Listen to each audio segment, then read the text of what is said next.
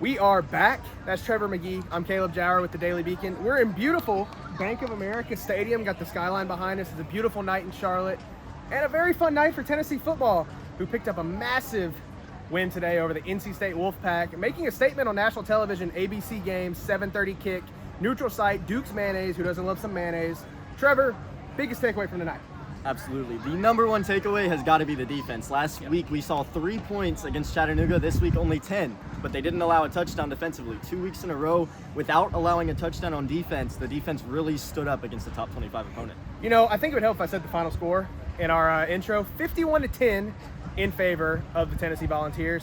Dylan Sampson leading the way on the ground, 132 yards, 20 carries. Nico through the air, 211 yards, pair of touchdowns, 16 of 32, 16 of 23. Excuse me, a little dyslexia there.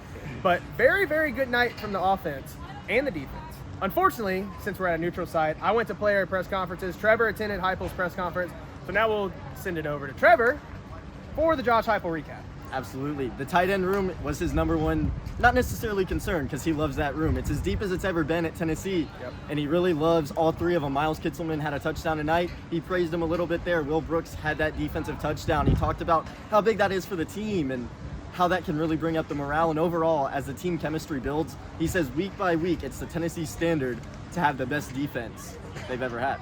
Yeah, and you mentioned it there. It was like I saw a tweet maybe from you or somebody else. He was talking about Reggie White, Al Wilson, some of those guys who've set the standard at Tennessee. Will Brooks, a walk-on safety, gets a pick six for Tennessee when it's just 10-3, makes it 17-3. It felt like to me, Trevor, that really took the life out of NC State because they were threatening, had a little bit of offense going, and the strength of this Wolfpack team is their offense. And all of a sudden, Will Brooks takes it back, 85 yards, I think? Yeah. No life for the Wolfpack. Heupel talked about it in that press conference. He needed a little bit of a recap himself. It was 10-3, and then they got that pick six. So NC State absolutely had life, but then Will Brooks stepped right in front of the ball, took it away, and took it right to that other end zone. Unfortunately, was it the checkerboard? It was the NC State one, but it counts as 6 either way. I think it's also worth mentioning that NC State scored 10 tonight, and 7 of those were off a pick six from Nico, which really wasn't his fault. He was hit as he threw the ball.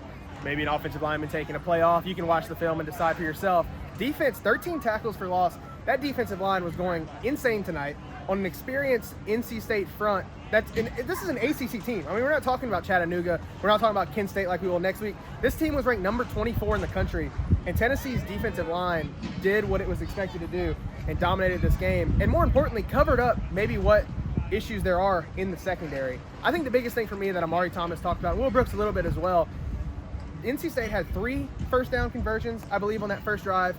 And after that, their third down efficiency went way down. And Amari Thomas talked about how in the huddles on the sideline, they talked about, hey, we got to get off the field. And I talked about it in my keys and predictions too, not to toot my own horn here, but NC State wanted to chew the clock, and they wanted to keep Nico off the field, and they did just that by converting third downs. We've actually got Beacon alum Andrew Smith over here who pulled up the third down conversion stat for us. What do you have, Andrew?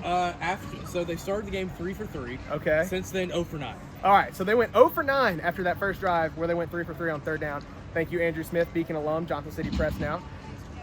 Lots of good stuff from that defense, Trevor. Absolutely. Last week, I gave that defensive line a C+ in my grades. That was not because they were bad. It was because they were below their standard of what they can perform like. This week, they showed exactly why. They're not a C+ room. They're as deep as it gets. And James Pierce Jr. played 10 snaps last week.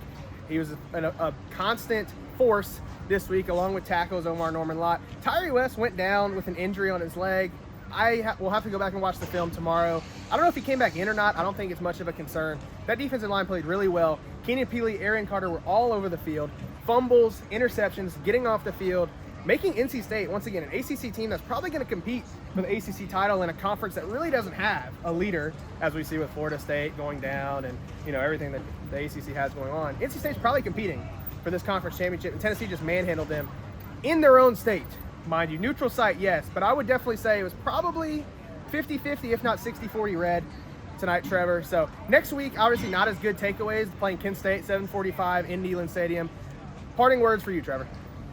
This is as good as it's going to get for Tennessee. Top 25 win, and they didn't just squeeze by. It was 51-10, mind you. So there's not really any way to get better other than get better as the weeks go on. You've just got to improve.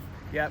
Omari Thomas talked about it a little bit too, some things they want to work on, maybe some mental miscues. It looked like sometimes the defense wasn't set, just ready, maybe waiting long to get the play call in. I feel like that's first game of the year, second game of the year kind of issues that they'll work out. Kent State next week will be a perfect game to work out some of those issues. So this team is continuing to improve. We saw tonight that there's a ceiling here, and they're trying to hit that ceiling. So I'll have something about the defense tonight, live updates if you want to play-by-play drive charter on the website.